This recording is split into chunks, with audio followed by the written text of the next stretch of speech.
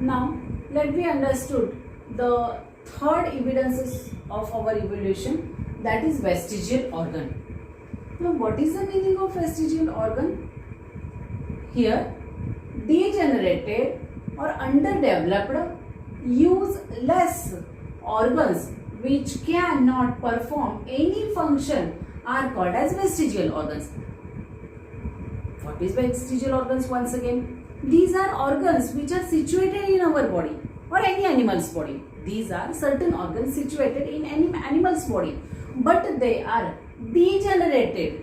They are underdeveloped, or they are very much useless to that organism. But still these structures are present in that body are called as vestigial organs. In simple, the structures which are present in the body but they are degenerated but they are useless. They are not at all useful for that organism, but still they are present in that body. That organs are called as vestigial organs. Here is a definition given.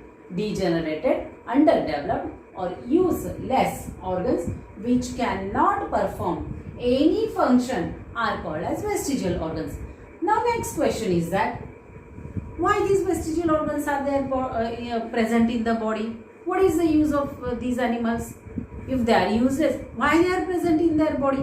How they form, how these vestigial organs are still present in the body, and which are the various example. Let me understood that part. आता आपण आपल्या तिसऱ्या पुराव्याकडे येऊया, ज्याचं नाव आहे vestigial organ. तर vestigial organ म्हणजे काय?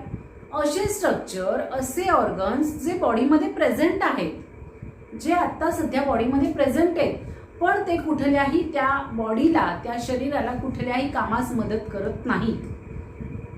असे ऑर्गन्स म्हणजे वेस्टिजियल ऑर्गन्स. काही ऑर्गन्स बॉडीमध्ये अंडर डेव्हलप्ड आहेत, त्यांची डेव्हलपमेंट नीटशी झालेली नाहीये, किंवा काही डिजेनरेटेड आहेत, म्हणजे आहेत परंतु त्यांचा काही भाग नाहीसा होत गेलेला आहे. असे ऑर्गन्स किंवा असे ऑर्गन्स जे बॉडीमध्ये प्रेझेंट आहेत, त्यांचा उपयोग नाहीये. मग ते ह्युमन बॉडीमध्ये असू देत किंवा दुसऱ्या कुठल्याही ॲनिमल बॉडीमध्ये असू देत, अशा युजलेस ऑर्गन्सना आपण वेस्टिजियल ऑर्गन्स म्हणतात. म्हणजे थोडक्यात शरीराच्या अंतर्गत भागामध्ये हे स्ट्रक्चर किंवा हे ऑर्गन्स आहेत, परंतु त्या बॉडीला त्याचा उपयोग नाहीये, कुठल्याही कामासाठी त्या ऑर्गनचा उपयोग होत नाहीये, त्यांना आपण वेस्टिजियल ऑर्गन असं म्हणतो. मग आता या वेस्टिजियल ऑर्गनचा आपल्या पुराव्यांचा काय संबंध आहे? कारण आपण पुढच्या भागात बघणार आहोत की हे वेस्टिजियल ऑर्गन्स का आहेत शरीरामध्ये, ते काय काम करत आहे, किंवा त्यांचा अपाय किंवा उपाय काय आहे, आणि त्यांची उदाहरणं काय, हे आपण बघणार आहोत.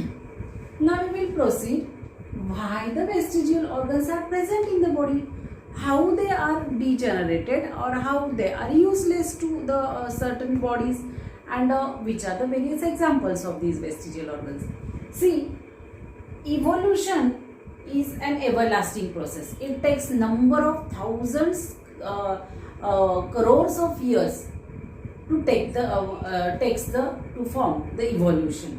Okay, evolution is not a sudden change. It is not a sudden change, as this time required and the next time it the structure is changed in the body. This will never happen. Evolution takes a long period to perform its process. Due to this evolution, new tissues or new structures or new organs are originating in the body or forming in the body. This process takes on going and going and going. Why the evolution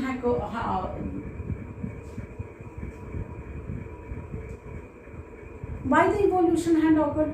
Due to changing environment. Number of environmental conditions are changing day by day, and due to such changes in the environment, certain body structures become useless. They are not useful in a particular natural condition. So those structures or those organs goes on changing themselves. But this is not a certain change. It takes thousands of years to change any structure.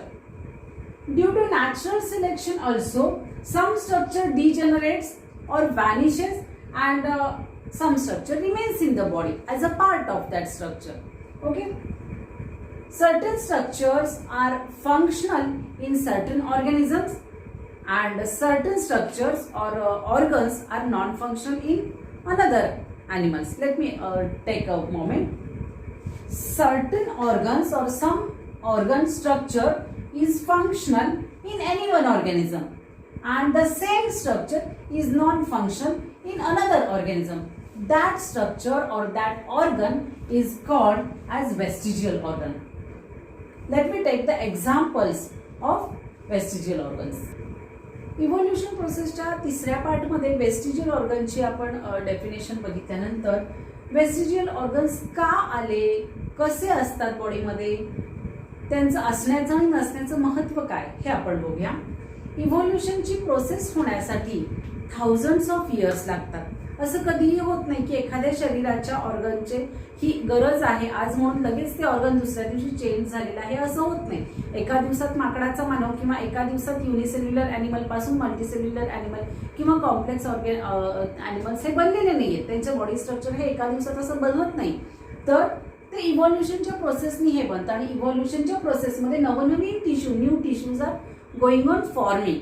अनेक tissue ह्या हळूहळू गरजेनुसार तयार होत असतात. मग ह्या changing evolution होतं कशासाठी? वातावरणामध्ये दररोज काहीतरी बदल होत जात आहेत ड्यू टू चेंजिंग एन्व्हायरमेंट. या चेंजिंग एन्व्हायरमेंटमुळे बॉडीच्या इंटरनल भागातले काही स्ट्रक्चर युजलेस होतात, कमी त्यांचं काम कमी होतं आणि ते हळूहळू स्वतःमध्ये बदल घडवून दुसरं स्ट्रक्चर बनवायच्या प्रगतीच्या त्या कामाच्या मागे लागतात ते. आणि मग ते ओरिजिनल स्ट्रक्चर जे ते हळूच बदलून दुसऱ्या स्ट्रक्चरमध्ये चेंज होते. याचं उदाहरण द्यायचं झालं तर माकडापासून मानव होत असताना माकडाची शेपटी ही मानवाला कुठल्याही कामाची नव्हती.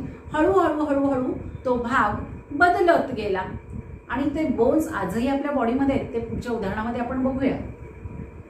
ड्यू टू नॅचरल सिलेक्शन, निसर्ग स्वतःहून काही गोष्टींची निवड करत असतो.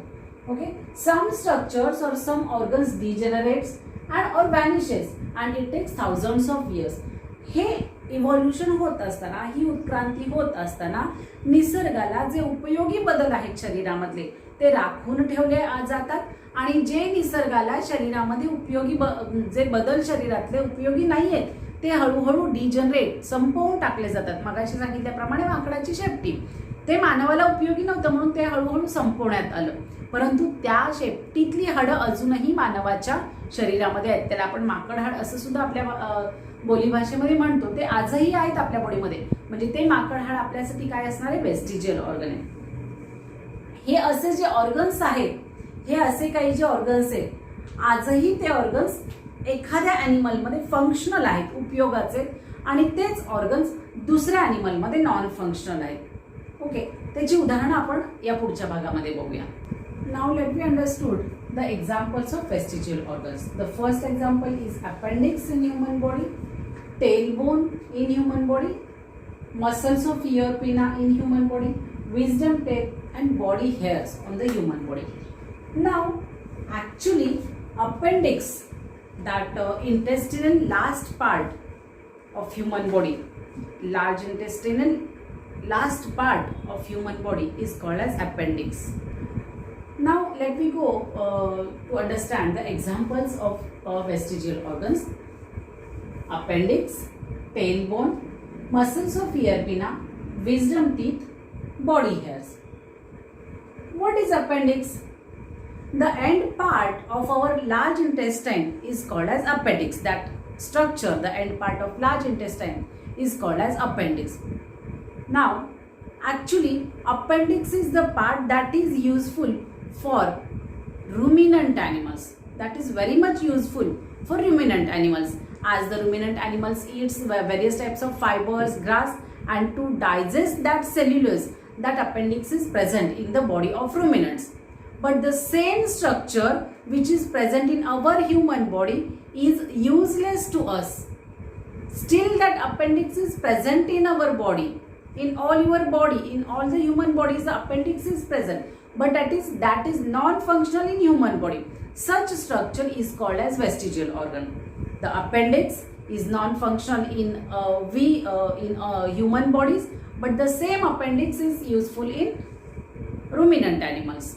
The second example is tailbone. The tailbone or coccyx, it is also called as a coccyx. The tailbone is useless bone in our body. But the same tailbone is useful for monkeys, as the monkeys are jumping from one tree to another tree. So their tail is helpful for them for that jumping process, for that balancing and for that attachment. The tailbone is useful for the monkeys, as it is having the tail with the tailbone. But the same tailbone we also are having, but that is useless or non-functional in human body. Actually, when the monkeys, many crore years ago, when the monkeys are there, those monkeys are having the tail, and the tailbone is also present in their body, and they are using that tail with that tailbone. But during the evolutionary changes, as the human being is developed from the monkeys, the use of that tail goes on reducing, so that the tailbones also goes on reducing. It is still present in human body, but it is not the tail functional. The tailbone or the coccyx is non-functional in human body, but the same is useful in another. So tailbone is also called as a vestigial organ. Then muscles of Earpina. The muscles of Earpina are not useful for human body, but the same muscles of Earpina are useful for animals for the movement of that Earpina. They are having the useful Earpina, but we are having non-functional muscles of Earpina. So muscles of Earpina are the vestigial organs for human body. Wisdom teeth. We all are having the wisdom teeth, that is non-functional in our body. So it is also called as wisdom teeth, is the vestigial organ. You can observe all these diagrams, these structures on your screen. Body hairs. We all are having the reduced body hairs, but that is non-functional in human body, but the same hairs are useful for the animals. So body hairs are also vestigial organs. These are the various examples of vestigial organs. आता आपण या vestigial ऑर्गन्सच्या उदाहरणांकडे बघूया. उदाहरणं इथे दिलेली आहेत. Appendix, tailbone किंवा coccyx, muscles of ear pinna, wisdom teeth किंवा ज्याला मराठीमध्ये आपण अक्कलदाढ असं म्हणतो, आणि बॉडी हेअर्स म्हणजे अंगावरची लव किंवा केस. हे सगळे ऑर्गन्स किंवा हे सगळे स्ट्रक्चर्स आपल्या बॉडीमध्ये प्रेझेंट आहेत, पण ते आपल्यासाठी वेस्टिजियल आहेत. पण तेच सगळे हीच सगळी उदाहरणं किंवा हेच सगळे ऑर्गन्स किंवा हेच सगळे स्ट्रक्चर्स दुसऱ्या ॲनिमलमध्ये मात्र उपयोगी आहेत, पण आपल्यासाठी ते अनुपयोगी आहेत, युजलेस आहेत, म्हणून आपण त्यांना vestigial organs for human body असं म्हणतोय. उदाहरणार्थ पहिलं उदाहरण इथे दिलेलं आहे अपेंडिक्स. काय आहे बरं अपेंडिक्स? ऍक्च्युली आपलं मोठं आतडं जे आहे त्याचा शेवटचा भाग जो आहे त्याला आपण अपेंडिक्स असं म्हणतो. The end part of our large intestine is called as appendix. हे अपेंडिक्सचा भाग दुसऱ्या ॲनिमल्समध्ये, गवत खाऊन चरणाऱ्या ॲनिमल्समध्ये सुद्धा हा अपेंडिक्सचा पार्ट आहे, परंतु त्यांच्यासाठी मात्र तो उपयोगी आहे. परंतु आपल्या आतडीला असणारा अपेंडिक्स हा भाग माणसाला हा उपयोगाचा नाही, म्हणून माणसासाठी अपेंडिक्स हे वेस्टिजियल ऑर्गन्स आहे. काय बरं रुमिनंट्सला, चरणाऱ्या ॲनिमल्सना, रुमिनंट्सना याचा काय उपयोग आहे? रुमिनंट्स किंवा चरणारे गाई गुरांसारखे ॲनिमल्स जे आहेत ते गवत, चारा खातात, फांद्यांचे भाग खातात ज्याच्यामध्ये सेल्युलोज आहे. ते सेल्युलोज डायजेस्ट करण्यासाठी त्यांना या अपेंडिक्सचा उपयोग होतो, परंतु आपण असं रॉ सेल्युलोज खात नाही, म्हणून आपल्यामध्ये अपेंडिक्सचा उपयोग नाहीये, परंतु ते स्ट्रक्चर मात्र आपल्या शरीरामध्ये आहे, म्हणून याला अपेंडिक्सला आपण ह्युमन बॉडीसाठी वेस्टिजियल ऑर्गन आहे असं म्हणतोय. टेलबोन आपल्यामध्ये आहे, ज्याला आपण मराठीमध्ये माकडहाड असं म्हणतोय. ते आपल्या शरीरामध्ये आहे, परंतु ते आपल्यासाठी उपयोगी नाहीये, परंतु ते आपल्या शरीरात आहे, म्हणून त्याला आपण वेस्टिजियल ऑर्गन असं म्हणतोय. हा टेलबोन कोणामध्ये उपयोगी आहे? माकडांमध्ये. उत्तमरित्या माकडाच्या शेपटीमध्ये हा टेलबोन असतो आणि ते त्याचा वापरही करतात या फांदीवरून त्या फांदीवर उडण्यासाठी, बॅलन्सिंग करण्यासाठी किंवा फांदीला पकडून ठेवण्यासाठी त्यांना शेपटीचा उपयोग होतो. म्हणून त्यांच्या टेलबोनमध्ये त्यांच्या टेल्समध्ये हे टेलबोन्स आहेत आणि ते त्यांच्यासाठी उपयोगी आहेत. परंतु उत्क्रांतीच्या टप्प्यामध्ये इव्हॉल्युशन होत असताना जेव्हा माकडापासून मानव निर्माण झाला तेव्हा या शेपटीचा उपयोग कमी होत गेला. शेपूटच नाहीशी होत गेली, मग शेपटीतली असणारी हाडं सुद्धा आपल्यामध्ये रेड्यूस होत गेली. 5 ही हाडं जी आहेत मणक्याच्या शेवटच्या भागामध्ये, ही मणक्याच्या शेवटची 5 हाडं जी आहेत त्यांना आपण टेल बोन म्हणतो, त्यांना आपण मराठीमध्ये माकड हाड म्हणतो. ते आपल्या शरीरामध्ये मंकीजमध्ये असणारे टेल बोन आपल्यामध्ये आहेत, परंतु ते नॉन फंक्शनल असल्यामुळे त्याचा आपल्याला उपयोग होत नसल्यामुळे ते रेड्यूस केलेले. ते 5ही फ्यूज झालेत. 5 जे बोन्स आहेत ते एकत्र फ्यूज करून एक छोटी प्लेट तयार झालेली आहे. तिला नाव दिलेलं आहे टेल बोन, जे त्यांना उपयोगी आहे, दुसऱ्या ॲनिमल्सना उपयोगी, परंतु आपल्यासाठी मात्र उपयोगी नाहीये. म्हणून आपल्यासाठी ते टेल बोन किंवा कॉकिक्स बोन ठरतं वेस्टिजियल ऑर्गन. पुढे आहे मसल्स ऑफ इयरपिना. कान जो आहे, कानाचे जे मसल्स आहेत, जो भाग असतो तो इयरपिना हा मानवांसाठी उपयोगी नाहीये, परंतु हाच इयरपिना जो आहे तो इतर ॲनिमल्स मध्ये मुवमेंटसाठी तो उपयोगी ठरतो. म्हणून इयरपिना सुद्धा वेस्टिजियल ऑर्गन आहे. विजडम टीथ, मराठीमध्ये विजडम टीथला आपण अक्कलदाढ असं म्हणतो. या 4 दाढा ज्या आहेत आपल्या जबड्यांमध्ये असतात ते आपल्या ह्युमन बिईंगसाठी कुठल्याही कामाच्या नाहीयेत, परंतु ते आपल्या बॉडीमध्ये आहेत अजूनही, कारण अनेक इव्हॉल्युशनरी चेंजेसमध्ये ते आहेत, परंतु ते आपल्या उपयोगासाठी नाहीयेत. पण हेच विजडम टीथ इतर ॲनिमल्समध्ये उपयोगी असू शकतात. म्हणून विजडम टीथ सुद्धा वेस्टिजियल ऑर्गन ठरतं. बॉडी हेअर्स, सर्वांच्या शरीरावरती बारीक हेअर्स आहेत किंवा आपण लव असं त्याला मराठीमध्ये म्हणतो. हेच केस त्या प्राण्यांना, केसाळ प्राण्यांना अनेक कारणांसाठी उपयोगी ठरतात. उदाहरणार्थ त्यांचं संरक्षण होतं किंवा मेंढीचे केस काढून आपल्याला उपयोग करता येतो. हे त्या प्राण्यासाठी हे केस उपयोगी आहेत स्वतःच्या त्वचेच्या संरक्षणासाठी, परंतु आपल्यासाठी ते वेस्टिजियल ऑर्गन्स आहेत. ही झाली वेस्टिजियल ऑर्गन्सची अनेक उदाहरणं. Now we will proceed towards the 4th evidence of our evolution, that is paleontological evidence. Paleontological evidence can be studied with help of 2 points, that fossils and carbon dating. We will go one by one. What is fossil first? A question may arose in your mind that millions of years ago, which animals were present on the earth? Which are the different types of animals were there present on the earth? When they died, what happened? All the answers are hidden in our earth. All the answers of these questions are hidden in the earth. What is that meaning? Means during a certain period of evolution on the earth, number of climatic changes had occurred there.